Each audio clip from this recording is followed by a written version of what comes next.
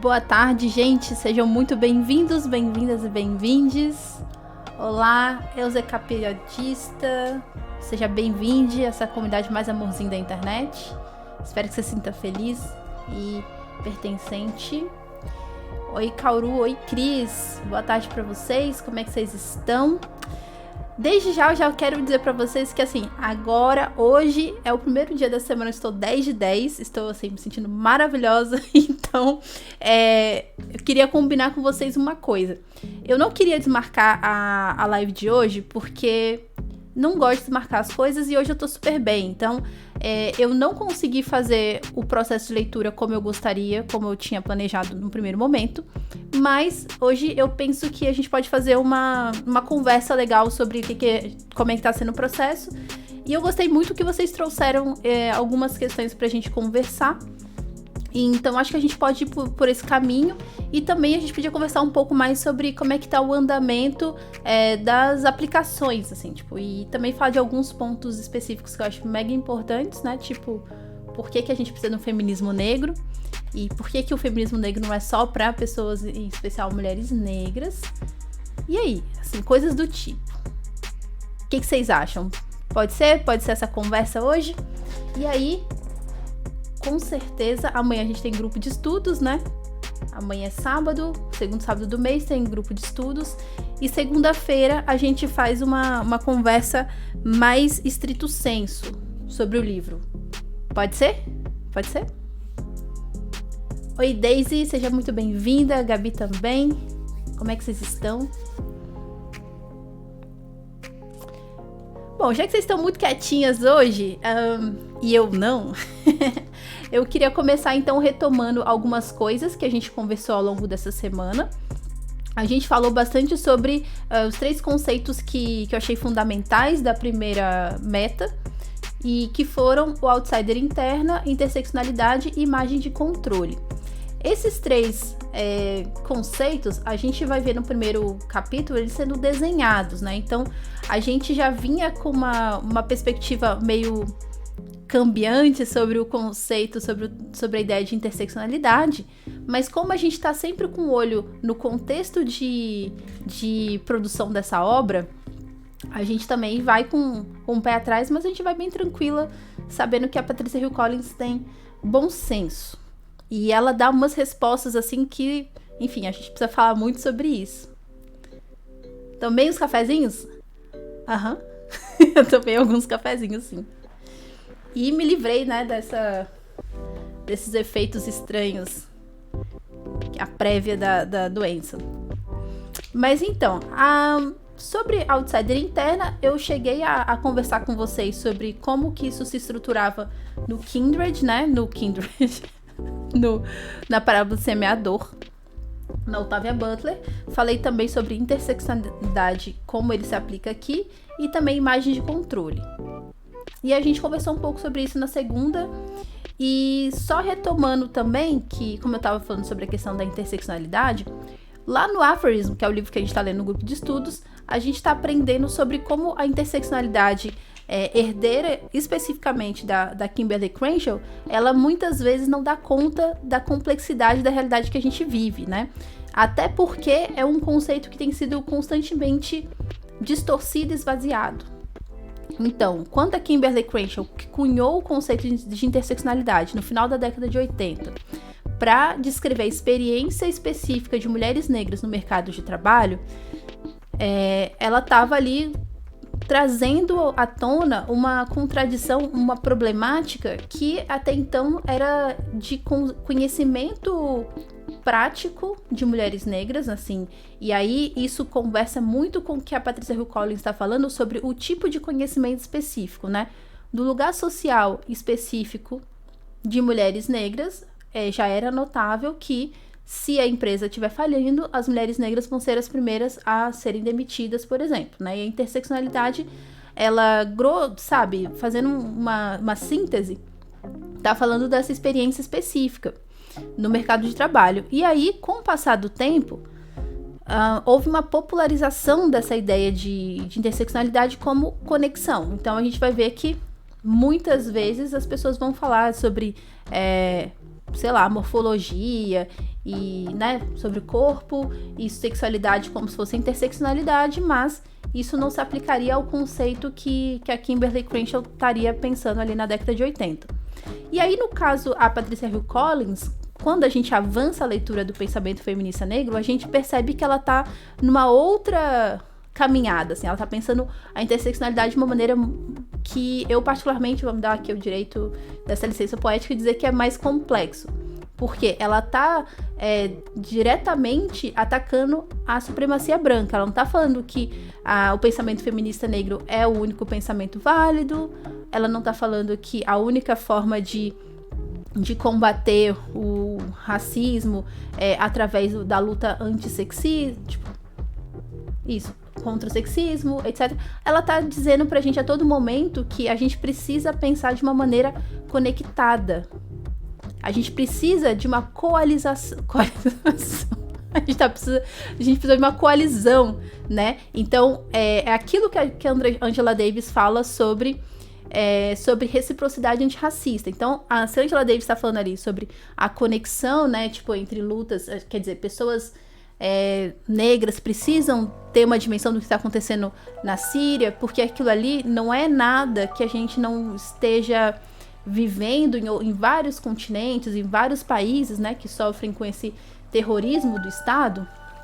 Então a gente precisa ter essa conexão. Vou até pegar aqui não estava no script, mas tem uma anotação aqui que é ótima, que eu fiz da palestra da Angela Davis, e ela fala exatamente sobre isso, né? Se eu entendesse a minha letra, ia ser melhor ainda. Deixa eu ver se eu acho.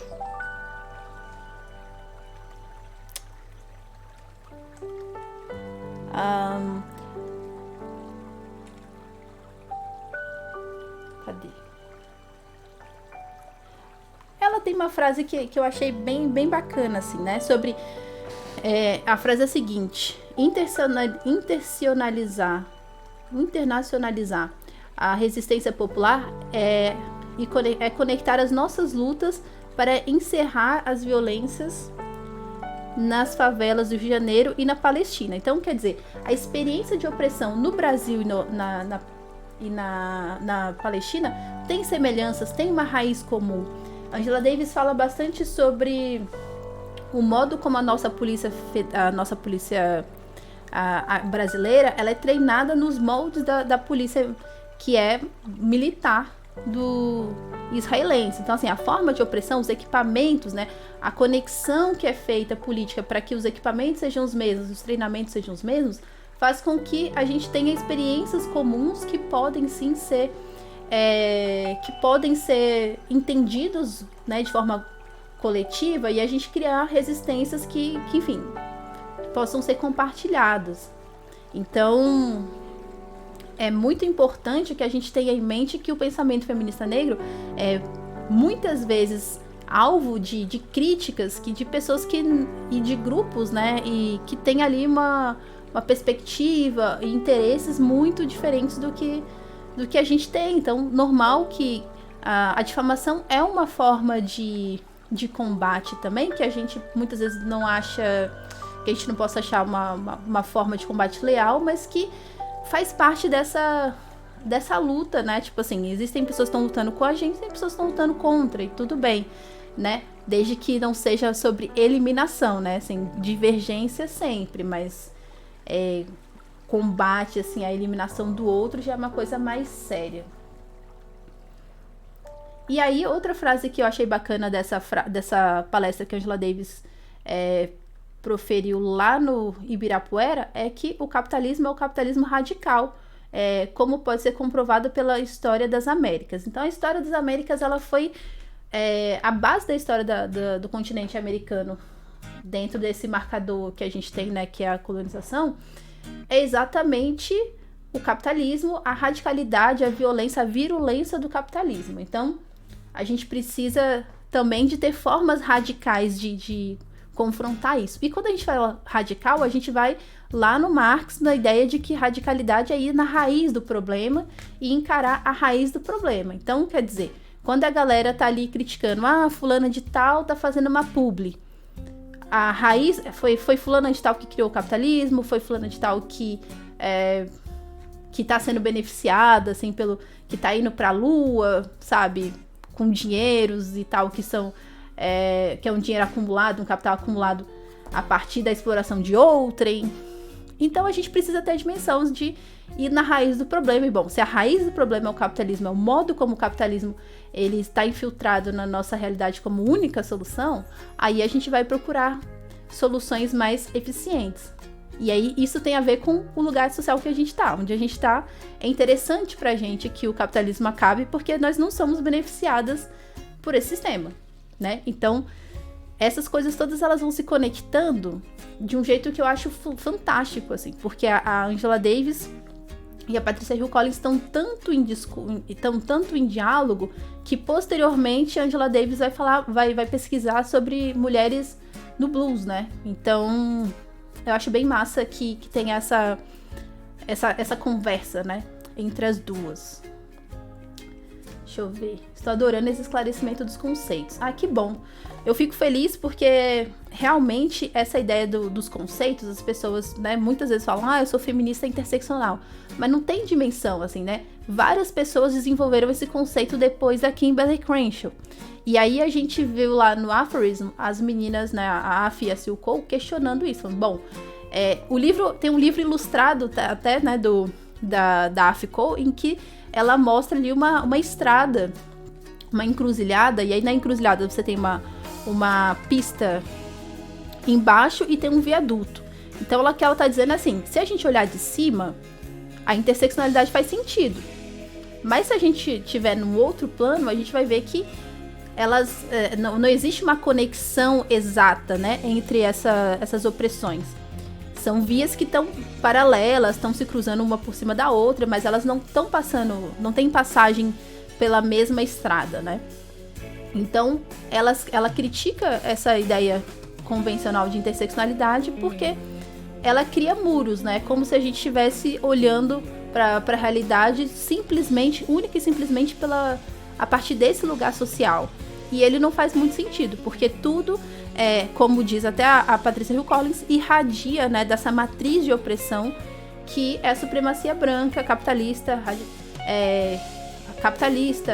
racista e tudo mais. Todos os ismos que são de destruição do outro, eles emanam dessa mesma máquina, e essa máquina tem ramificações que atrasam bastante nosso processo de emancipação. Então, enquanto os homens ficarem dizendo, a gente precisa resolver o problema da classe, e eles não estão nem aí para o fato de que mulheres têm questões, né, desafios específicos, a gente vai estar todo mundo remando para um lado e não vai funcionar. E aí para o capitalismo isso é maravilhoso, né? Porque a gente está sempre na base se batendo e a raiz do problema continua se ramificando cada vez mais. Então, tipo, é realmente um absurdo como muita gente que tá ali, né, se colocando como radical, às vezes não tem essa dimensão de como o sistema tá distraindo a gente todo o tempo, né? Deixa eu ver. Gosto muito que ela traz que o conceito e a prática vem dos movimentos sociais de mulheres negras, e especialmente de mulheres negras que não tiveram acesso ao ensino formal, né, Daisy? É interessante como que ela vai costurando desde o início, desde a motivação que ela fala, eu quero escrever um livro acadêmico que a minha mãe conseguiria ler, até o momento em que ela vai contar que convivendo com mulheres negras, ela foi percebendo que existia uma espécie de conhecimento específico sobre como as coisas são, né? E aí a gente pode trazer para nossa realidade, assim, você não pode andar sem carteira de identidade, né? Você vai na padaria, você vai com a carteira de identidade. Olha, você não vai de chinelo no lugar tal. Existem eu tô falando de coisas muito, muito simples, muito cotidianas, exatamente pra gente ter essa dimensão do quão prosaico, né, do quão comum é esse conhecimento que vem de uma resistência comum, cotidiana e tal, e a gente sai desse estrelismo também de que, assim, poxa, massa que o pensamento da Angela Davis ou da própria Patricia Hill Collins são pensamentos que movem a gente para uma condição muito interessante, muito mais propositiva, né, do que simplesmente esperar as coisas do cotidiano, assim. Tô falando do nosso lugar específico, né? Nosso lugar aqui no Preta Nerd bem específico.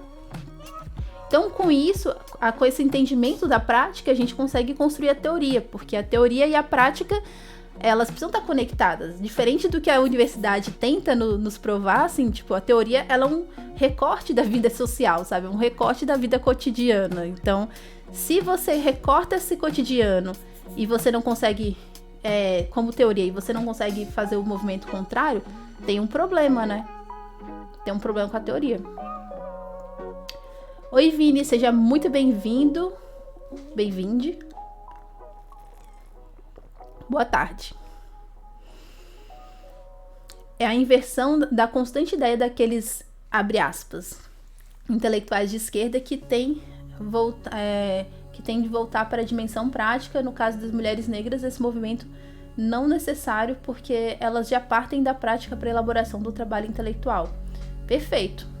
Exatamente. E aí, eu acho também muito bacana que ela sai desse absurdo que é a separação, né? O pensamento intelectual, intelectual no sentido acadêmico é superior. Não, ela vai sempre retomar essa ideia de que existem pessoas que são acadêmicas que não são intelectuais, existem intelectuais que não são acadêmicas, né? Então, esse reforço também é muito importante, né, pra gente caminhar. E aí, retomada, então, a nossa conversa de segunda-feira, e, assim, queria só fechar o negócio da interseccionalidade, porque é um termo que está em voga e geralmente as pessoas usam como a grande solução, a grande ferramenta para os problemas que a gente vive, né? E não necessariamente, porque se a gente estiver pensando em identidades fechadas, tipo a mulher negra, periférica, sei lá, X, a gente vai cair num problema muito sério que é essas ramificações da matriz de opressões, né? Então, a gente tendo uma percepção que é, no caso da Patricia Hill Collins, uma interseccionalidade que tem em vista essa raiz comum, beleza. A gente pode até, de certa maneira, equiparar esse pensamento, esse conceito, ao que as irmãs Af e Silkou estão trazendo pra gente como questionamento, né? Quebrar os muros e parar de ver os problemas dentro de uma ótica específica demais, né? E única. Então, quando a gente fala de pensamento feminista negro, a gente tem, por um lado, o foco na experiência, na identidade, nas ideias de mulheres negras, mas sem ignorar que existem outras e sem ignorar que, enfim, que outros grupos também são oprimidos e também precisam se conectar com a gente para que a gente, enfim, consiga se emancipar, né? Todo mundo. Não faz sentido emancipar só um grupo. Tô confuso. Tudo bom? E tô confuso. Seja bem-vindo a essa comunidade mais incrível, mais amorzinho da internet. Como faz essa distinção de acadêmico não intelectual? Bom, usando o próprio pensamento da feminista, da Patricia Hill Collins, assim, do que ela descreve aqui, quando ela diz que uma pessoa é intelectual, ela está dizendo que essa pessoa tem contribuições válidas para um pensamento coletivo, né? Então, ela vai dar o exemplo da Sojourner Truth, que é uma mulher negra do final do século XIX, e que ela não foi escolarizada, assim, não foi alfabetizada, mas ela tem foi registrado, né, um discurso dela que chama E Não Sou Uma Mulher. E esse texto é um texto fundador, assim, tipo, é um texto que questiona essas contradições do que significa esse conceito mulher, por exemplo. Então, ela é uma intelectual não acadêmica, ela é uma intelectual que não foi para a universidade.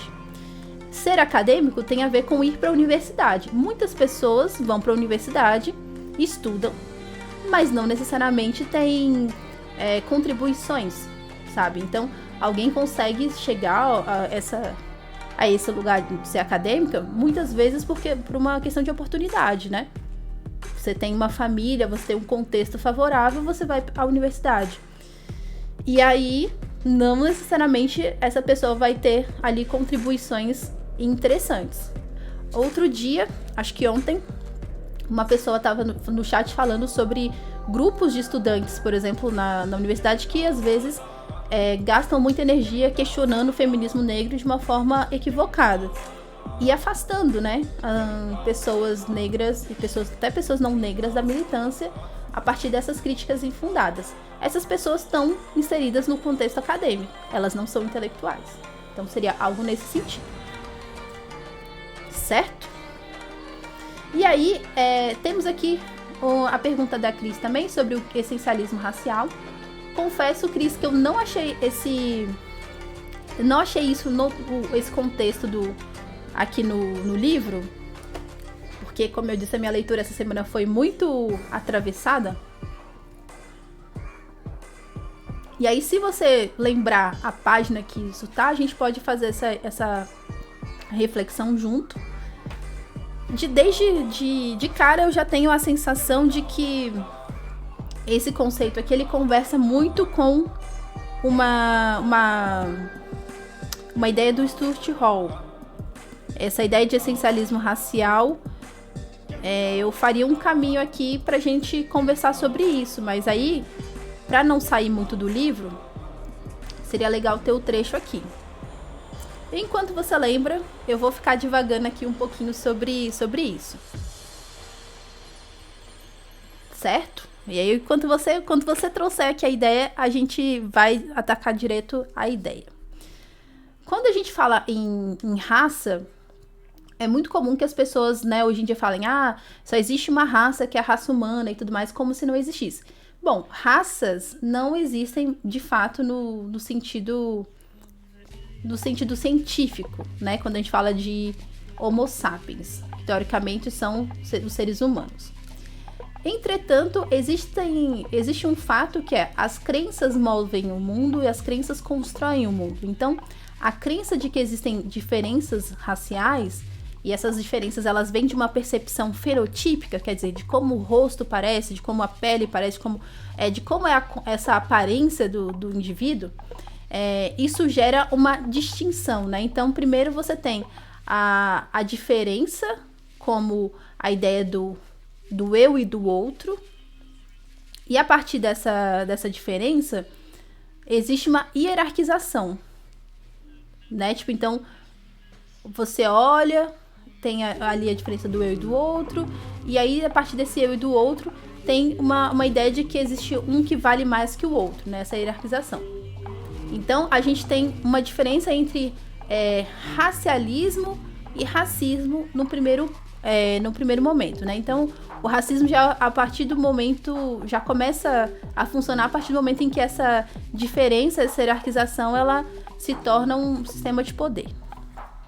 Isso foi o Kwame Appiah que falou sobre isso, né, onde a minha referência. E aí, essa ideia de raça em si já carrega uma ideia de essência, já carrega uma ideia de que existem elementos que são naturalmente parte de um determinado tipo de corpo. Então, já vou ver, Kaoru, a sua resposta. Então, tipo, aí existe essa distinção e tudo mais. E aí, consequentemente, existe uma ideia de que, sei lá, pessoas negras, né, não tem aquelas justificativas, aquelas crenças que vão falar sobre pessoas negras, só podem X, só devem Y, e existe uma leitura racial, né, tipo, que é da cultura também. Então, quando as pessoas colocam raça e etnia dentro do mesmo pacote, como se fossem sinônimos, como se fossem a mesma ideia, isso também tem a ver com essa interpretação de como que a cultura tem a ver com a raça, né? Como que a língua, os hábitos, a vestimenta, os valores, como tudo isso já é como se fossem dados de uma essência específica de quem tem um determinado tipo de fenótipo, né? Então, o essencialismo, em geral, tem a ver com essa experiência de não poder de não poder escapar. Tem aqui romances naturalistas aos montes que trazem muito isso. A pessoa vai tentar sempre fugir daquilo que tá dado pra ela, só que faz parte dessa essência, faz parte do ser, assim, né? Então a pessoa não consegue escapar desse destino que é um destino prévio.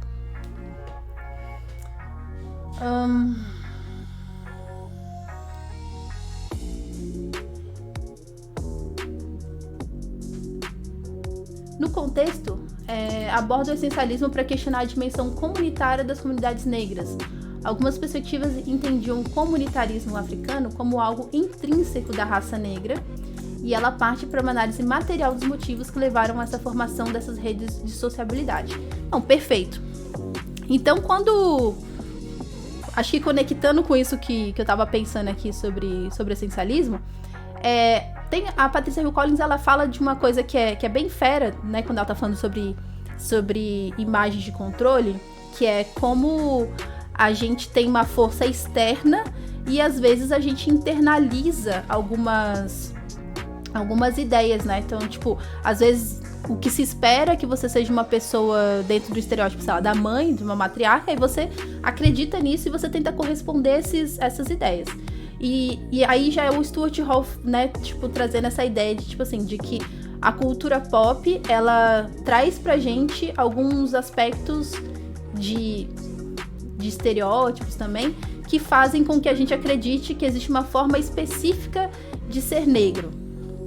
Então, a gente aprende muito sobre como ser uma pessoa negra legítima, uma pessoa negra de verdade, muitas aspas, a partir dessa ideia, né, tipo, essencialista da cultura pop, que bom, então se você é negra e tal, você usa turbante em vez de você usar um boné de, sei lá, do Pokémon, sabe? Porque é diferente ser nerd e ser negro. Ser negro e ser nerd são, dentro dessa perspectiva, lógicas contrárias, né? Identidades contrárias.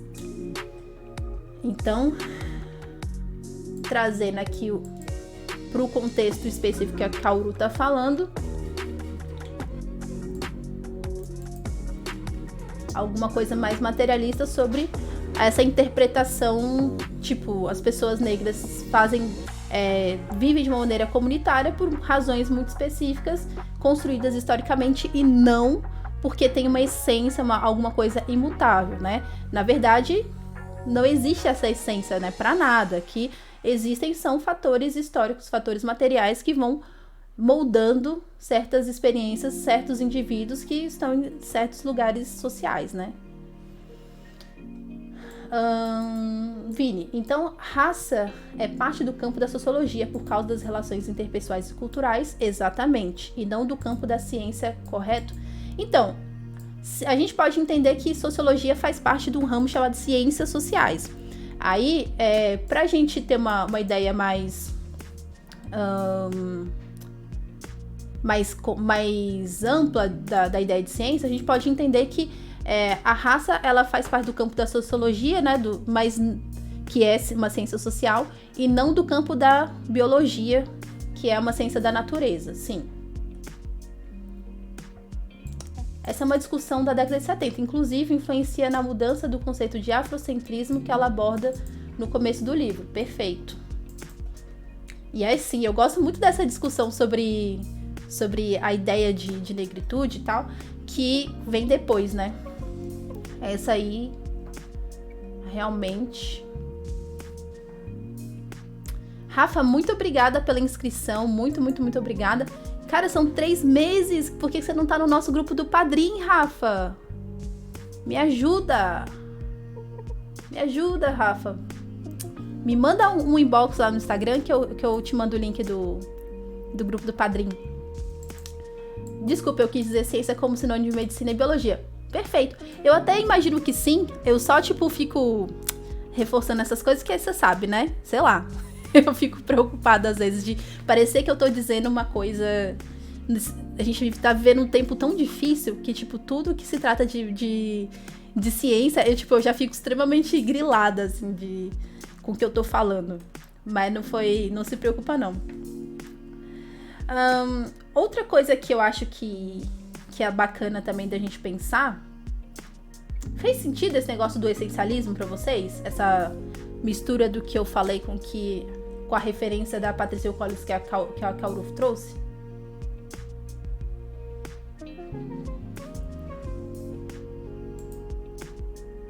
Na verdade, isso vem desde as diferenças da abordagem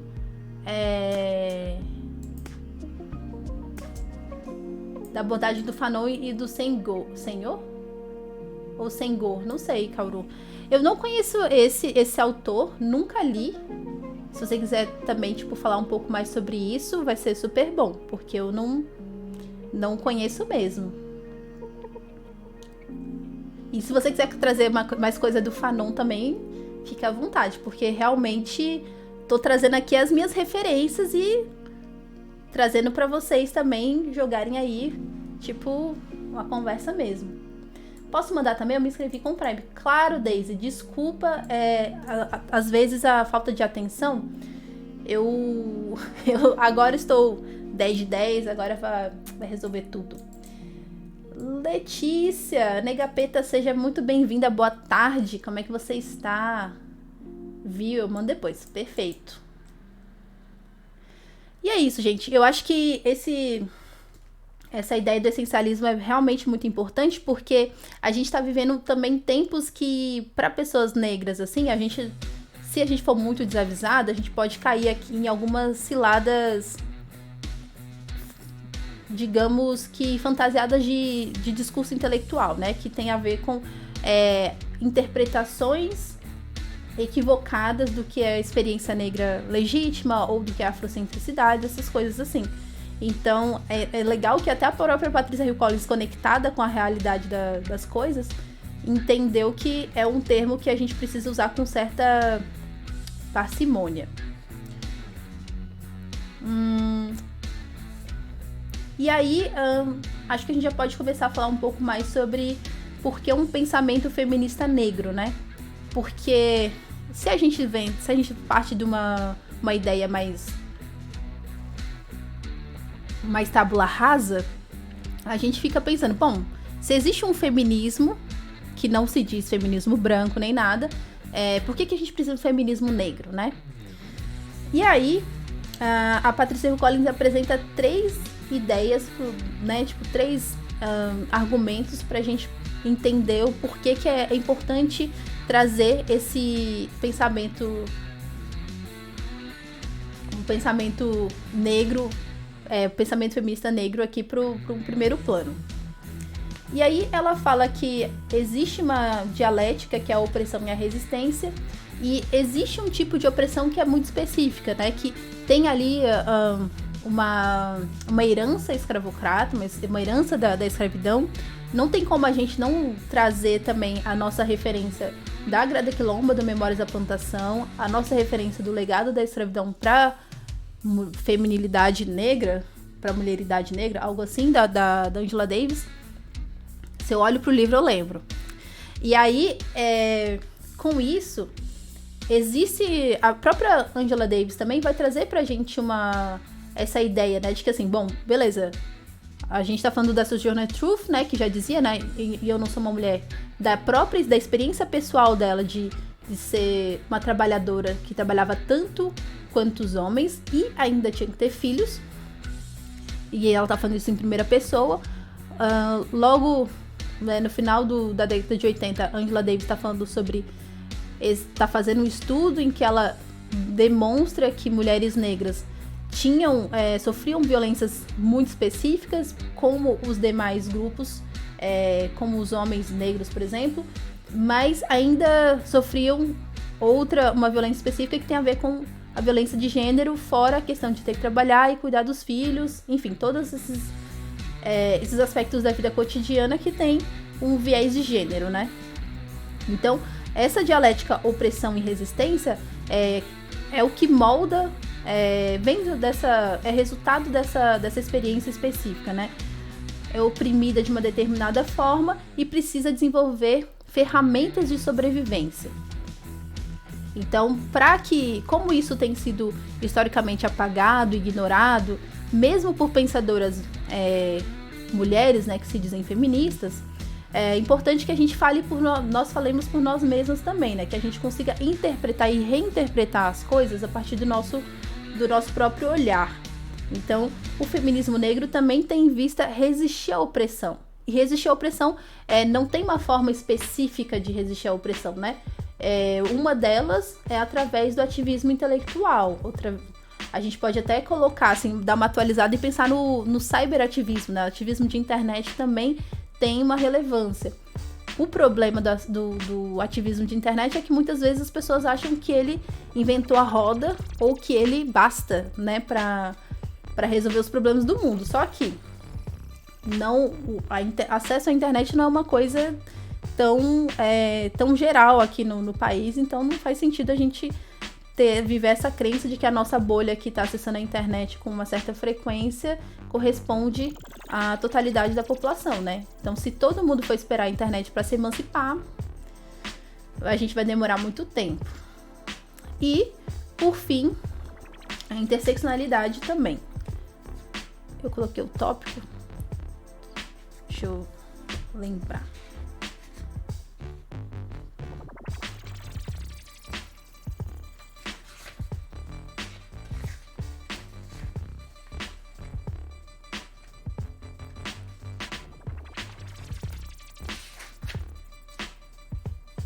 Assim, página 63, né? Na medida em que as mulheres negras não podem ser plenamente empoderadas, a menos que as opressões interseccionais sejam eliminadas, o pensamento feminista negro apoia princípios amplos de justiça social que transcendem as necessidades específicas das mulheres negras estadunidenses. É isso. Então essa ideia da coalizão é muito forte, assim, e eu gosto muito de como ela reforça isso, porque para qualquer pessoa, ou qualquer grupo, ou qualquer tipo de intelectual que questione, né, o fato, porque é uma coisa bastante comum essa ideia de que o feminismo luta somente pelo bem-estar das mulheres, o que não é verdade, né? O feminismo negro, em especial, é um tipo de pensamento que tem em vista uma emancipação geral, né? Então, esses 3 pilares, assim, eles são o grande lance do porquê que a gente precisa de um pensamento feminista negro. E o fato é que, assim, né, o antirracismo, ele não é um pressuposto do feminismo que não se marca, né? O feminismo que se enxerga como neutro, né? Como especificamente focado, assim, na libertação das mulheres, é um pensamento, é um feminismo que a gente pode ver claramente na Carol Danvers. Carol Danvers, que é a Capitã Marvel da Marvel. A Capitã Marvel dos quadrinhos. A do filme eu acho que é um outro rolê. Acho que ela é bem mais complexa, mas a dos quadrinhos, ela é uma pessoa que tá do lado na Guerra Civil. Ela versus o Tony Stark, ela tá no lugar da pessoa que quer encarcerar todo mundo. Ela tá no lugar de quem tá lutando pra ter o poder de oprimir. Pra quem é uma pessoa que tem ali quase, né? Tem quase uma condição de quem poderia, assim, por muito pouco, também oprimir bastante, assim, né? Porque só tá abaixo do homem branco. Então, ela tá lutando pelo poder de oprimir também, pelo poder de encarcerar as pessoas que podem, quem sabe, talvez, entrar em conflito com a lei. Sem questionar o que é lei, sem questionar o sistema prisional, né? Só dentro dessa lógica moralista de bem e mal. Então, ela é uma personagem que ilustra bem essa ideia do porquê que a gente precisa de um feminismo negro. Um feminismo que seja, além de tudo, né, além dessa ideia toda de coalizão, especificamente um feminismo antirracista, né, na teoria e na prática. E aí, um dos paradigmas do feminismo negro, que eu acho também muito interessante, porque ele vai dialogando com outras autoras, é a ideia de autodefinição, né? Se a gente for pegar, por exemplo, uma história de escravidão, me deem aí, por favor, uma ideia, tipo, de uma história que fala sobre escravidão que não seja escrita por autoras negras, por mulheres negras.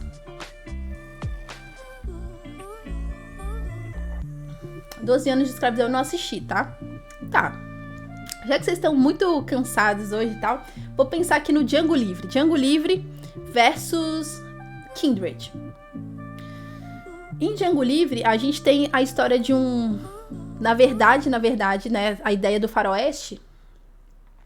Esse do Underground Railroad, eu ainda não assisti também. Da Amazon, né? Vou colocar aqui como prioridade também. Nossa, eu tô muito ruim lendo. Lendo não, assistindo coisas ultimamente.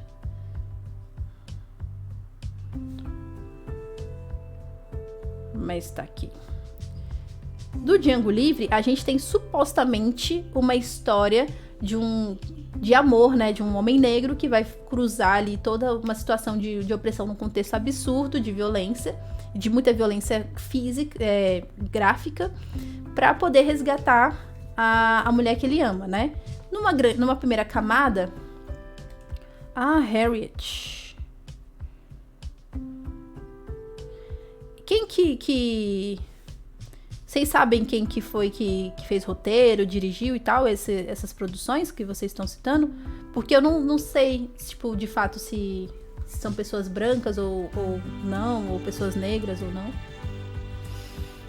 Mas vou falar do Django Livre, que é um filme que a maioria, assim, tipo, já deu tempo de muita gente saber meio sobre o que se trata.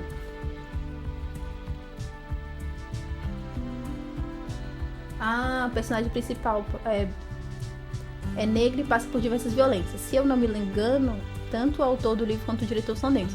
Eu sei que a autoria é negra, sim, mas o filme eu realmente não sabia. E aí, tipo assim, se a gente for parar pra pensar a grosso modo, assim, tipo, o que significa o Django Livre? Pode ser uma aventura e tal em busca da amada, né? Que é uma estrutura, assim, completamente eurocêntrica, né? De como funciona uma narrativa e tudo mais. Mas apesar disso, é um tipo de história que um tipo de imagem que, se fosse bem feita, não seria um problema pra gente ter essa imagem. Só que aí, essa história, ela vai focar... ela vai contar a história de pessoas negras, né? Tipo, num período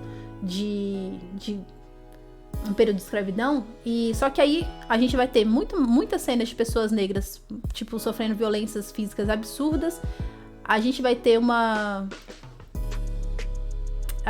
mulher negra que é amada, que vai ter pouquíssimas falas ao longo do filme. Ela vai aparecer com pouquíssima roupa e ela vai ser basicamente um objeto que vai sofrer muitas violências, e essas violências são a motivação para que esse amado vá atrás dela, né? Então, assim,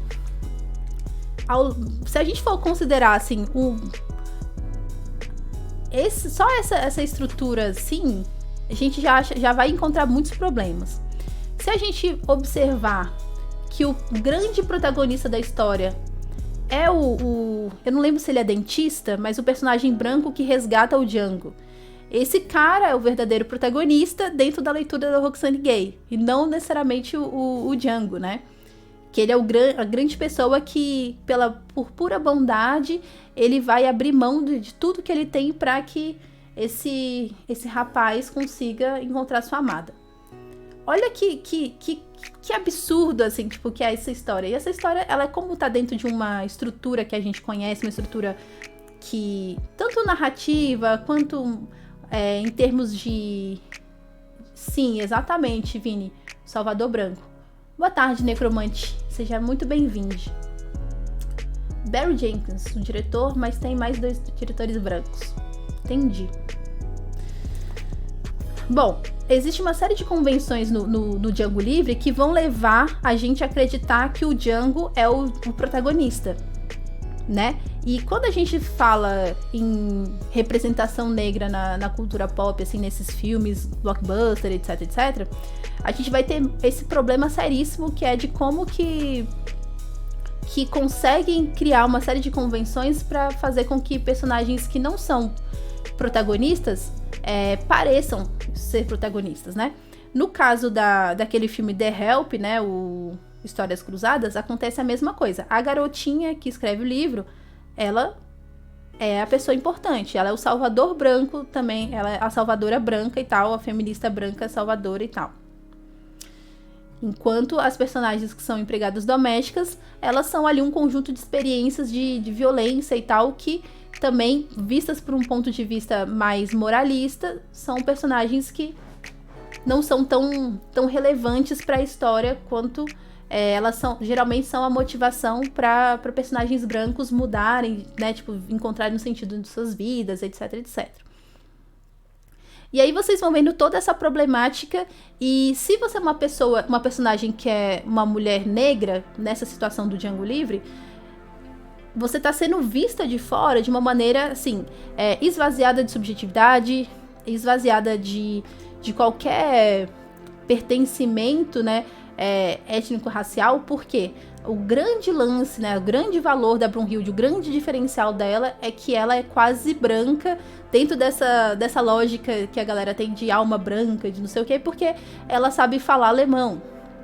Então ela tem, assim, ela é colocada num patamar de ser uma pessoa negra diferente das demais negras. Ela sabe escrever, então ela é diferente das demais. Isso é uma leitura, né, tipo, de uma leitura exterior do que essa personagem é. A gente não conhece a voz dessa personagem no filme, porque ela tá sendo olhada, tá sendo descrita de fora. Olha quem tá aqui, Valdi! Seja muito bem-vindo, boa tarde. Como é que você está? Estamos aqui falando sobre Django Livre mais uma vez. Se a gente colocar ao lado de Django Livre Kindred, Laços de Sangue, da Octavia Butler, a gente vai perceber que essa questão o conceito de autodefinição, ele se aplica perfeitamente.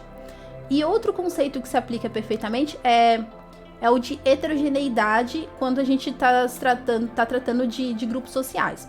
A Patricia Hill Collins, ela tá dizendo que o pensamento feminista negro, ele não necessariamente tem que caber dentro da experiência de toda e qualquer mulher negra em qualquer tempo e espaço. Ela não tá dizendo isso. Ela está dizendo que existem um conjunto de elementos que são resistentes, que são contraditórios e que ela está organizando dentro desse livro.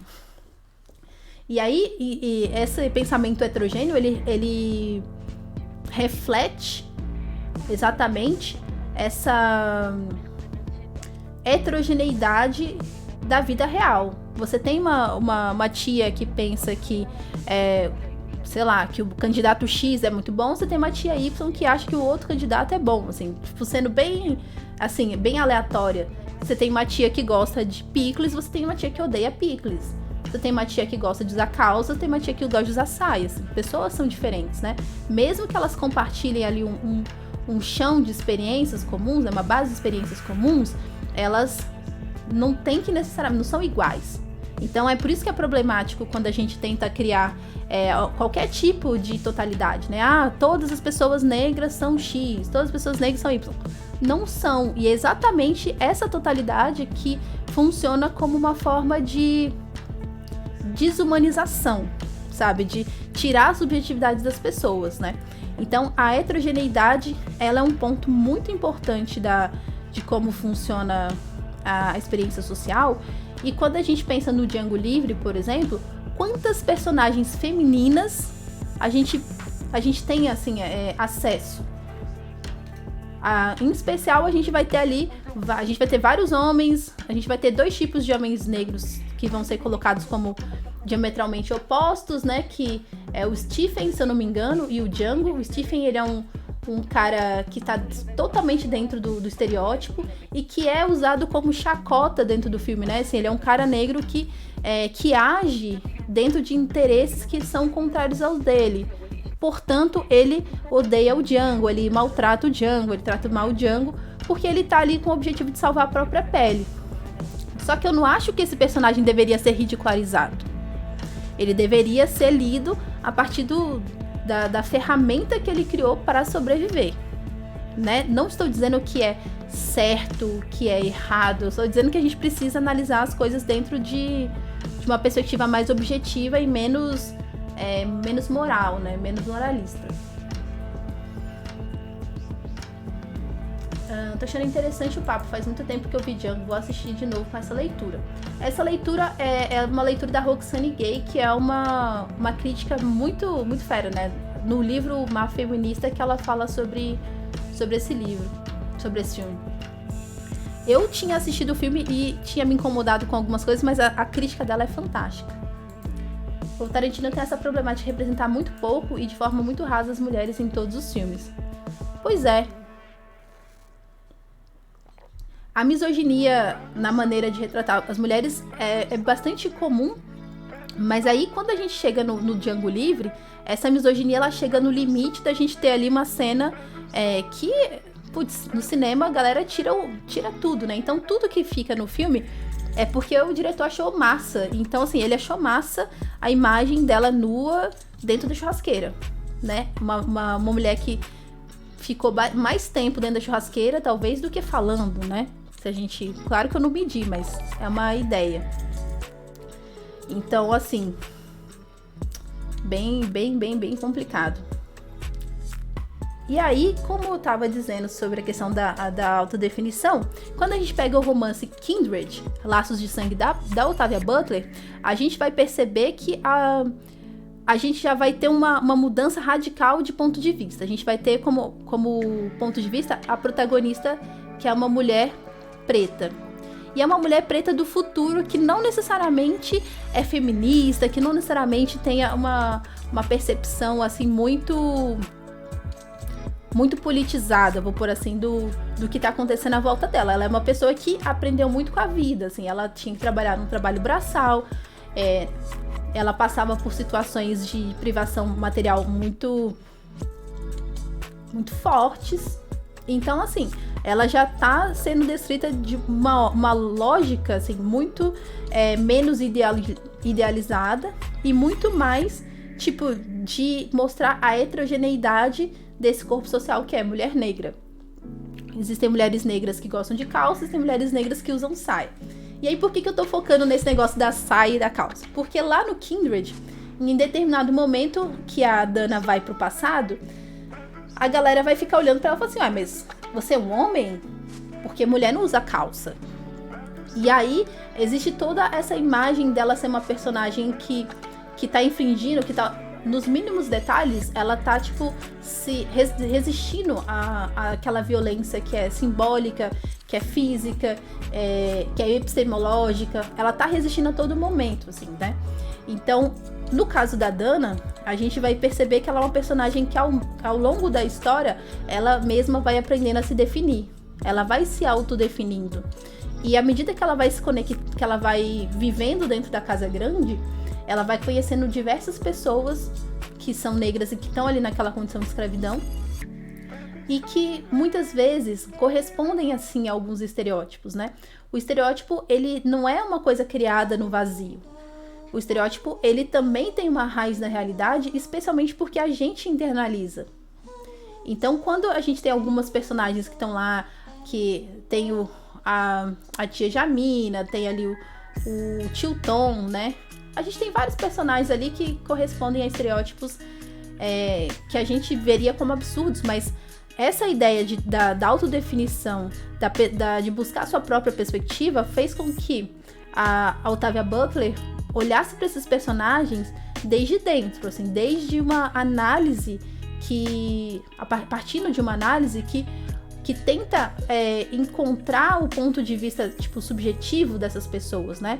Não é simplesmente resultado de violência. Ninguém é só resultado de violência, né? As pessoas são muito mais complexas que isso.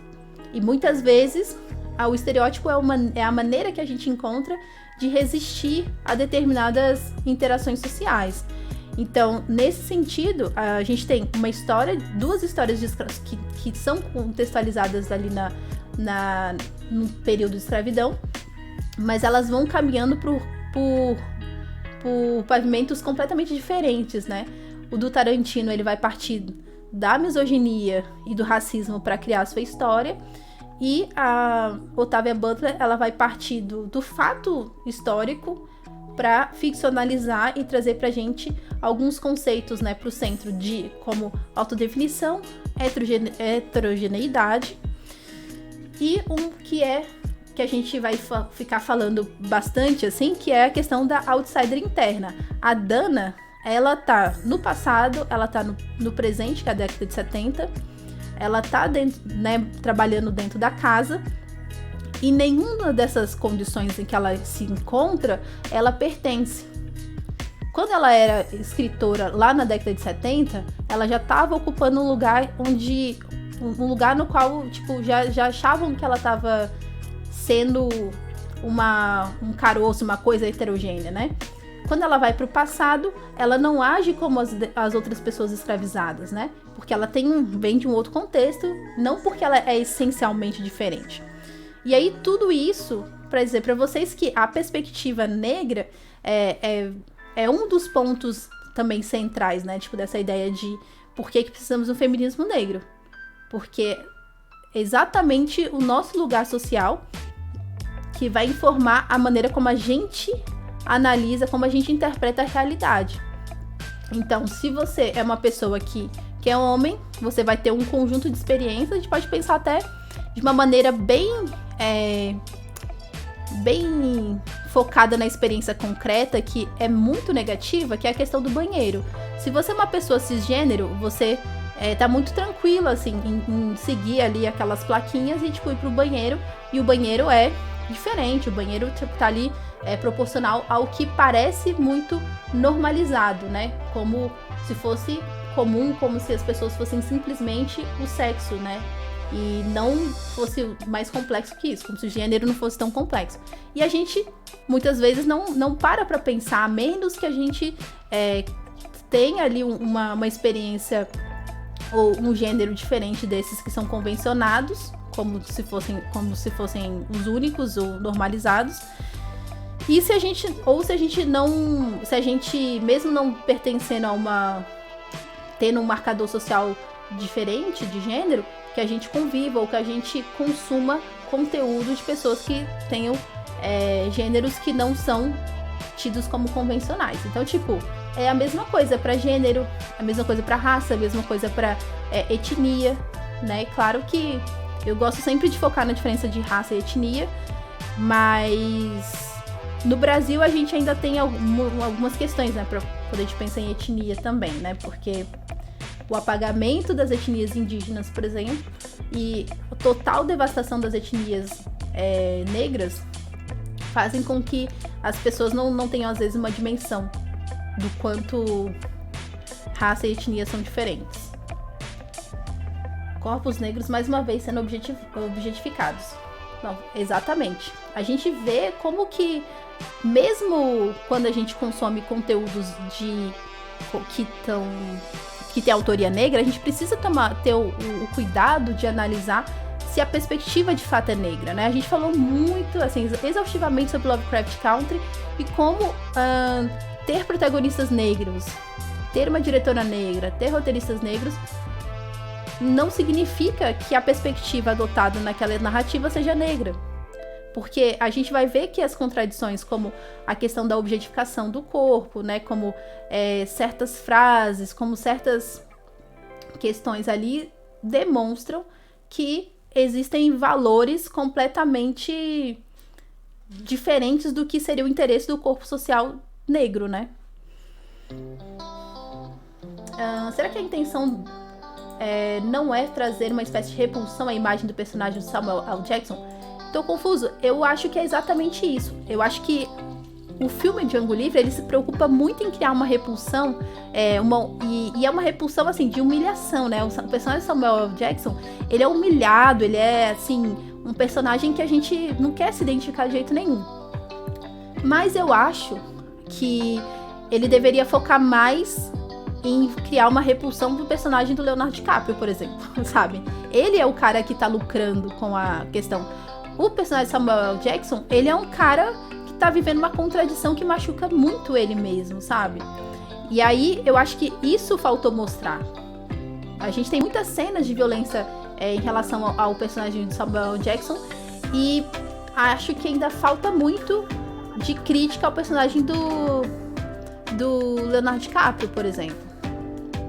Porque o personagem do Leonardo DiCaprio, ele faz todo tipo de violência, ele quebra um crânio, ele põe as pessoas naquela rinha, né, que chama, eu acho. Ele faz várias coisas que são ele é sempre ativo, ele é sempre um personagem que é sujeito, sabe? E em compensação, o personagem Samuel L. Jackson, ele tá sempre numa posição de submissão, ele é sempre um objeto, ele tá sempre submisso ao personagem do Leonardo DiCaprio. Então, mesmo que o objetivo seja assim, né, de criar uma repulsão à imagem do cara negro que maltrata o outro cara negro, eu ainda acho que a raiz do problema não é ele, sabe? Porque se ele é exterminado, a escravidão continua. Agora, se o personagem do Leonardo DiCaprio morre, por exemplo, aí a gente já tem menos uma fazenda, né? Eu leria dessa forma. Quero muito ler esse livro. Esse livro é maravilhoso. Olha, esse Valde, dá pra gente pensar em como a Dana é outsider interna, tanto por ser uma mulher negra, quanto por estar no passado. Perfeito. E ela é outsider interna em todos os momentos, né? Tipo assim, se a gente for pensar no termo... eu gosto de... Vou trazer a sua ideia da questão do tempo pra ideia de memória da plantação, né? Essa ideia dela viajar no tempo é uma baita de uma metáfora dessa história que não foi resolvida, né? Então a gente pode trazer o Memórias da Plantação da Grada Quilomba, né? Essa ideia de que a gente está no presente e aí a gente passa uma situação de racismo que leva a gente de volta pro passado, literalmente. E aí ela é outsider nesse sentido. Ela é outsider porque ela é uma mulher negra e em todos os ambientes, né? Ela é escritora, então ela é uma outsider interna também no campo profissional. O próprio marido dela trata ela como uma pessoa, uma escritora menor. Então, assim, são muitas coisas que atravessam a existência dela, a ponto dela não se sentir pertencendo a lugar nenhum, né? Valde, muito obrigada pela inscrição Prime, 14 meses apoiando este projeto. Muito obrigada, amigo. Muito bom. Eu sinto ter mais isso também. O personagem de Samuel L. Jackson é muito mais retratado como uma pessoa ruim, óbvio, enquanto do personagem do... Óbvio, sim, uma pessoa ruim, óbvio. Enquanto do personagem do Leonardo DiCaprio é retratado de forma elegante. Ele é punido bem menos no filme. Então, pois é. E aí existe um certo pacto narcísico, né? Entre a perspectiva de quem tá contando a história, conectando com esse personagem do Leonardo DiCaprio, porque historicamente meio que estão do mesmo lado, né? Quer queira, quer não, meio que estão do mesmo lado.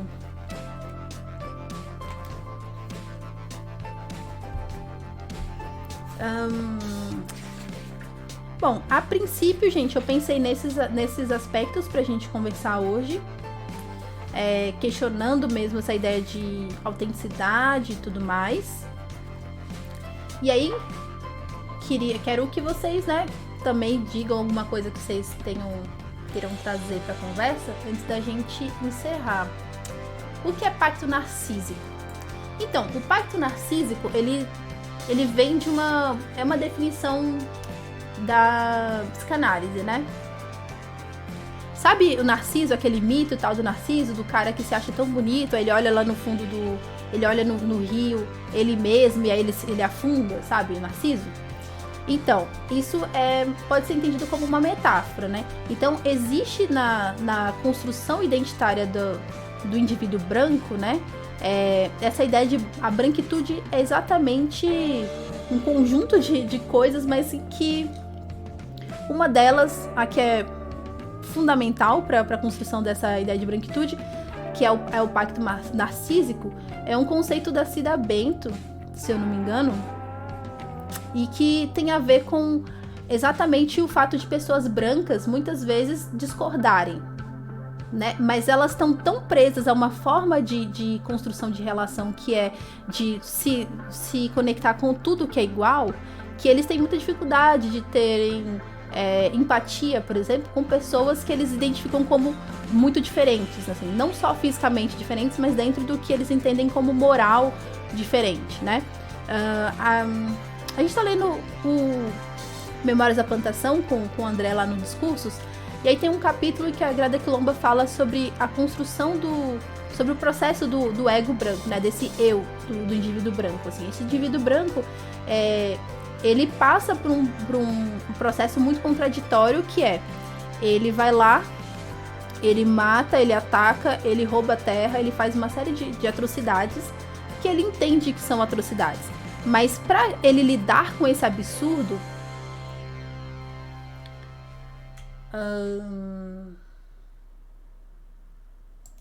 assim, o livro chama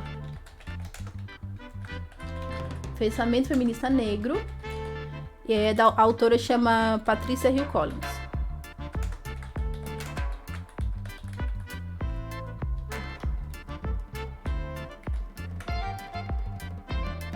Assim, como eu tava falando, né, Vini? Então, a ideia é que esse sujeito, pra ele lidar com esse absurdo que é a existência dele, que mata, pilha, rouba e tudo mais, ele vai separar, né? Tipo, ele vai trazer tudo que ele acha que é bom e ele vai trazer essa ideia pra ele, né? Tipo assim, é uma pessoa de bem, uma pessoa que ajuda as outras, caridosa, etc, etc, etc. E aí tudo que ele acha ruim, ele vai jogar no outro. E quem é esse outro na sociedade que a gente vive? O sujeito negro. Então, os desejos sexuais que são reprimidos, essa ideia de roubar, né, de medo de segurar a bolsa quando tá na rua, uma série de fatos, assim, do cotidiano vão ser, na verdade, esse reflexo, né, de como esse indivíduo branco, ele rompeu o que é bom do que é ruim, separou e jogou o que é ruim no outro, que é o negro. Então, tudo que é bom, ele vai ver em pessoas que são iguais a ele. Então, é por isso que a gente vive numa sociedade em que você vai a todo momento, toda vitrine, não sei o que, tudo, as pessoas são brancas e tem o olho azul e tudo mais, porque é essa necessidade de se conectar e de se ver em tudo, né? É bem problemático. E aí, com isso, a gente vê que muitas vezes a gente vive uma sociedade em que existem pessoas que são de direita, existem pessoas que são de esquerdas e são brancos, são homens brancos, e que eles discordam juntos de uma pessoa negra. Então, o pacto narcísico, ele tem ele atravessa essas esferas dessa maneira. Tipo assim, do cotidiano e tal, pra questão política e estrito senso. E aí é isso, a gente vê a direita e a esquerda dando a mão quando o assunto é cotas, por exemplo, né? Porque eles não aceitam essa diferenciação. Eles não aceitam que a gente possa chegar a um patamar que eles entendem como não sendo um patamar nosso. Porque nós, dentro dessa lógica que eles criaram, é como se a gente não pudesse estar nos lugares ou pertencer e tudo mais. Então, o pacto narcísico tem a ver com isso. Aí, no caso do Django Livre, a gente pode dizer que o Tarantino, ele se identifica muito mais com o personagem né, pela maneira como o filme é levado. A gente vai perceber que ele tá muito mais preocupado em se conectar, né, em fazer com que a gente se conecte com um cara que é extremamente virulento, que é o personagem do Leonardo DiCaprio, enquanto a gente tem que odiar o Stephen. E aí, os dois são péssimos, mas existe uma desculpa pra ele carregar a gente pra odiar o Stephen, né? Que é o caso do Stephen ser aquela figura que baba ovo do cara branco, mas assim, é só uma desculpa pra dizer que o cara negro não deveria ser gostado. Então, tipo assim, é só racismo, é só um pacto narcísico. Tô confuso. Muito obrigada pelo feedback. Muito obrigada mesmo. Que bom que tá fazendo sentido pra vocês, assim. E é isso, assim. Respondi as perguntas. Vocês querem comentar mais alguma coisa? A Kauru tinha comentado uma coisa também que eu achei bem fera. Só que aí, assim, meu conhecimento histórico, ele não acompanha o que a Kauru trouxe, assim, né? Eu acho que dialogou pra mim, assim, bastante com algumas coisas que a Angela Davis disse, mas eu não sei se eu tenho muito a acrescentar. A Kauru disse assim, queria comentar duas coisas da leitura de Patricia Hill Collins sobre escravismo estadunidense. Se quiser, bom, existe um debate sobre a exploração reprodutiva das mulheres escravizadas porque o tráfico escravista foi proibido em 1815 e o comércio interestadual foi amplamente fomentado. A partir daí, construiu uma ideia de que a população africana já presente nos Estados Unidos teria que dar conta de reproduzir a mão de obra, o que aumentou o volume de estupros e abusos sobre as mulheres negras. E aí, isso é uma coisa que a gente vê no Mulheres, Raça e Classe também. E aí tem um texto que agora de cabeça eu não lembro se é da Bell Hooks ou da Audre Lorde, que fala sobre a construção de famílias negras, né? Porque mas aí eu fico cada vez mais, assim, hoje em dia eu já tô um pouco mais em pé atrás sobre essas questões institucionais que diferenciam a escravidão dos Estados Unidos e do Brasil. Porque a gente é levado a crer, né, tanto pelo processo da educação básica quanto no ensino superior, a gente é muito levada por crenças e interpretações de que o racismo no Brasil foi muito diferente, ou é muito diferente, e que lá nos Estados Unidos as coisas eram mais extremas e tudo mais. E aí a gente vê que, assim, o que há de diferente, né? As pessoas colocam fogo no terreiro, as pessoas colocavam fogo em igreja lá e tal. Existe sim a questão da segregação, mas existem formas diferentes de a gente vive uma sociedade bastante problemática em termos de segregação, sabe? E aí eu acho que é problemático isso de hierarquizar a maneira como as coisas eram lá e como eram aqui, ou são os dois lugares.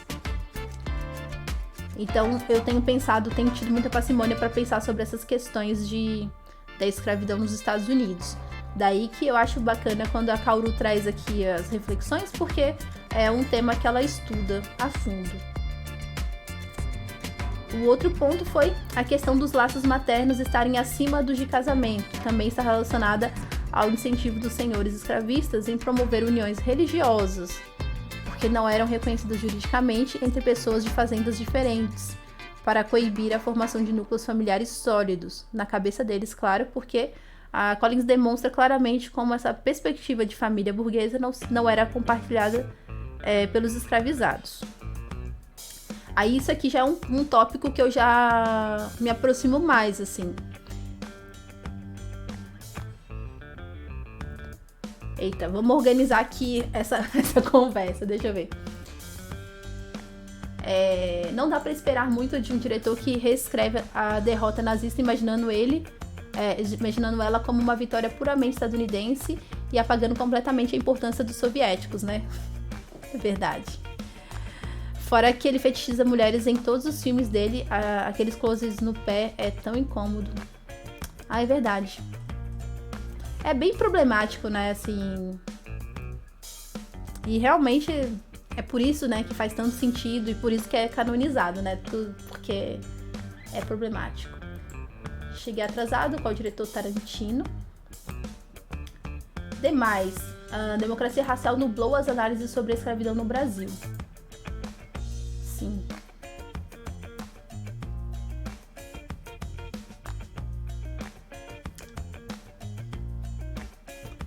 Kaoru. Então, o pacto narcísico é pique quando a pessoa consegue... A pessoa branca consegue se compadecer de outro branco, mas ela não consegue se identificar com o negro, porque o negro é o outro. E se ele aceitar que o outro branco é corruptível, ou seja, alguém que também tem falhas, seria o mesmo que ele aceitar que ele é corruptível e falho. Muito bom. Kaoru fez aqui uma síntese ótima. Mas é bem isso. E aí, sobre essa questão dos laços maternos e tal, exatamente, eu acho que no texto da Bell Hooks, né, sobre o amor, Vivendo de Amor, o texto da Bell Hooks, ela fala sobre essa questão dos laços familiares, né? E aí, de modo geral, existem interpretações que vão dizer que estritamente, assim, que existiam famílias nucleares de uma forma específica que foram atravessadas pela escravidão. E aí eu acho que é um tema mais delicado de se tratar, não é tão simples assim, porque as pessoas partem de algumas normalizações eurocêntricas para tentar encaixar em experiências afrocêntricas, né? Então, assim, primeiro que eram vários grupos étnicos que foram trazidos para cá, para as Américas, então é muito problemático a gente tentar homogeneizar. E segundo é que muitas dos grupos que vieram para cá não necessariamente viam o mundo a partir dessa lógica de família nuclear branca burguesa, né? Então, claro que a escravidão impediu que houvessem estruturas familiares. Então, Necromante, o texto que eu tô falando é Vivendo de Amor, mas tem um livro da Bell Hooks chamado Tudo sobre o Amor, sim. Mas o Vivendo de Amor é um ensaio.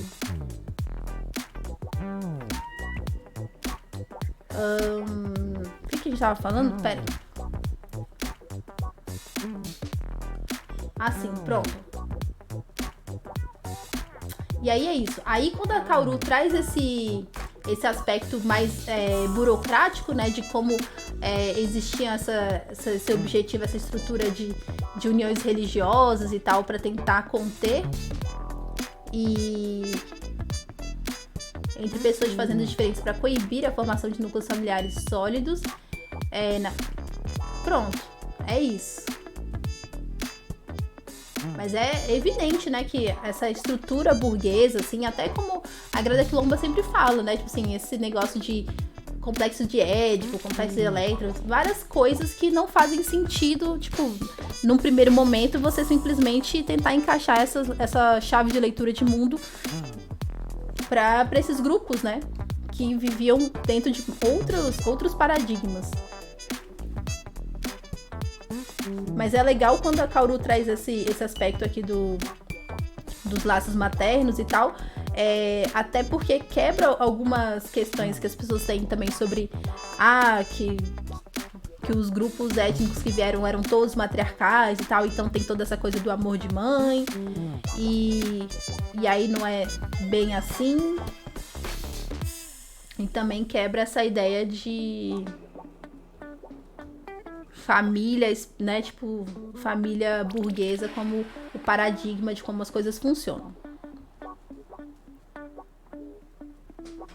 E aí eu já vi muita gente falando sobre nos Estados Unidos as pessoas escravizadas podiam casar. Então, não é bem assim, né? Porque o status, assim, tipo, do que significa o casamento e tudo mais, se a pessoa tá numa condição de escravizada, ela não pode realmente casar, né? Mas enfim, com esse contexto da Kaoru fica mais fácil de entender do que se trata.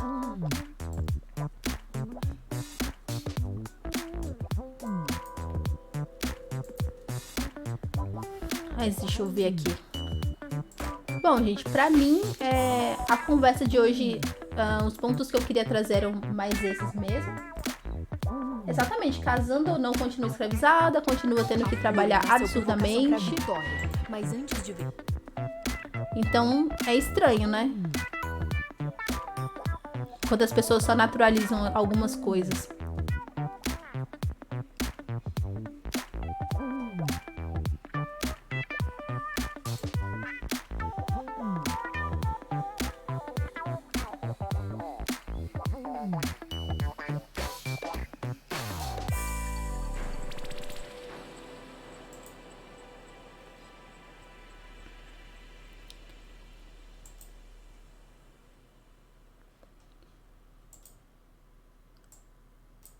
E é isso, assim, acho que a princípio a minha ideia de conversar com vocês era focar nesses conceitos hoje e também algumas dúvidas. Eu também tô focando também nessa ideia de contextualizar e conectar com outras leituras que a gente anda fazendo, porque o livro em si, ele é um livro que de modo geral, ele se esforça, assim, tipo, em ser uma leitura acessível, sabe? Então, se vocês tiverem alguma questão, tipo assim, vamos fazer uma leitura mais linear, vamos focar mais ipsis literis e tal, tudo bem. Assim, eu realmente tenho essa tendência, tipo, aí fazendo as conexões, aí, tipo, tentando destrinchar elementos específicos e conectar com a cultura pop. Então, é uma coisa que eu já faço, assim, tipo, de uma maneira mais natural. Mas, assim, tô super aberta a sugestões. Esses tópicos que eu trouxe hoje, né, que foram questões que a Cris, a Kaoru trouxeram, foram coisas que eu acho que são muito válidas, muito importantes, porque faz com que a gente esteja tendo uma conversa, né, não uma aula, assim, que, enfim, tudo bem aulas e tal, mas, enfim, a ideia aqui é mais a gente ter essa experiência de ler junto e de conseguir melhorar a nossa leitura a partir desse compartilhamento. Mesmo chegando mais pro final, adorei a discussão. Já separei os textinhos pra ler. Nossa, fico muito feliz, assim. E no mais, segunda-feira a gente vai ter conversa. A gente tá tendo conversa segundas e sextas, né? Sobre as metas. E quem não tá ligado sobre a meta, a gente tem a meta semanal. Coloquei tá no último post do Instagram, @pretinerd. E também tem no Twitter e tal, a gente sempre coloca tanto o planejamento mensal, né, tanto o nosso calendário mensal, quanto essas metas de leitura para vocês também se organizarem. A gente tá, tipo, a meta de leitura tá lá na frente, mas a gente tá fazendo conversas, 2 conversas semanais pra gente conseguir realmente dar conta de destrinchar bem o livro.